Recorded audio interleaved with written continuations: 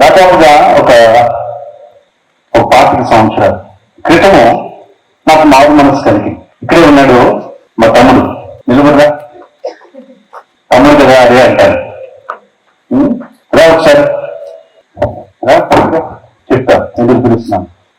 మేమిద్దరము అన్నదమ్ములము ఒకే కుటుంబంలో అనుకోని రీతిలో, అంటే వీడు నేను చదువుకునే రోజుల్లో నేను ఒక త్రోవలోకి రావడం, వీడొక త్రోవలోకి వెళ్ళిపోవడం జరిగింది. నిజంగా ఎలా ఉంటానంటే ఆ రోజుల్లో, ఇప్పుడు కాదు కానీ ఉత్తర ధ్రువము దక్షిణ ధ్రువం అంటుంటారు కదా, తూర్పు పడమని అంటుంటారు కదా. నా మాట వీడికి నచ్చేది కాదు, వీడి మాట నాకు నచ్చేది కాదు. ఎందుకంటే అదే ఇలా వద్దురా అంటే అసలు ఇంకా చాలా ఉండాలన్నమాట. ఇక అంతే. అరే నిజమేనా?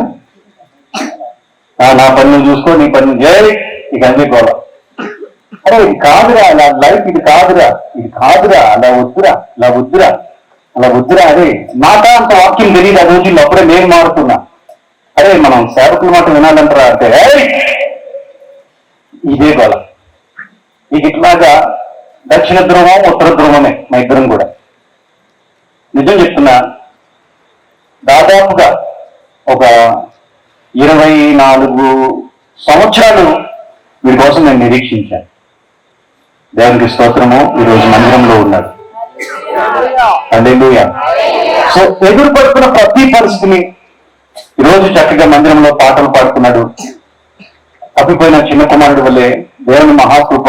నాకు తెలుసు తండ్రి తల్లి ఎంత దుఃఖపడ్డారో, ఎంత ఏడ్చారో, ఎంత బాధపడ్డారో, ఎంత పరిస్థితుల్లో.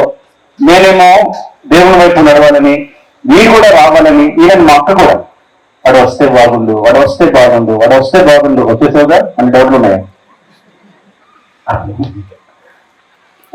వస్తే బాగుండు అనే అక్క కూడా ఏడుస్తూ, అమ్మ ఏడుస్తూ, నాన్న ఏడుస్తూ. నేను ఎందుకు ఈ మాటని జ్ఞాపకం చేశానంటే, వీటి ద్వారా నాకు కూడా చాలా శోధనలు ఎదురయ్యి. మనం ఎలా రిసీవ్ చేసుకోవాలి? ఎందుకు ఈ మాటని మీతో పంచుకుంటూ ఈ మాటను పంచుకుంటున్నాను అంటే, బహుశా మీ చెల్లో, మీ అక్కో, మీ తమ్ముడో, లేదా మీ ఇంట్లో వాళ్ళు మీకు నచ్చకపోవచ్చు. ప్రేమిస్తున్నారా? హత్తుకుంటున్నారా? ఆశించి నా తమ్ముడు మారాలి, మా అన్నయ్య మారాలి, మా అక్క మారాలి, మా చెల్లి మారాలి, నా కుటుంబం రక్షణ పొందుకోవాలి. ఆడితో నాకేం పని, ఆడు బ్రతుకాడు, నా బ్రతుకు నేనే. దీంట్లో ఏం లేదు, క్రీస్తు లేదు. క్రైస్తవులమే కానీ క్రీస్తు లేదు కదా. ఈరోజు చక్కగా పాటలు పాడుతూ ఉన్నాడు, చక్కగా కాంగో కొడుతూ ఉన్నాడు వైజాగ్ చర్చ్ లో. ఇప్పటికీ కూడా నేను కొంచెం ముట్టికలు వేస్తానే ఉంటాను. రై త్వరగా వచ్చేస్తానండి, వచ్చేస్తాను.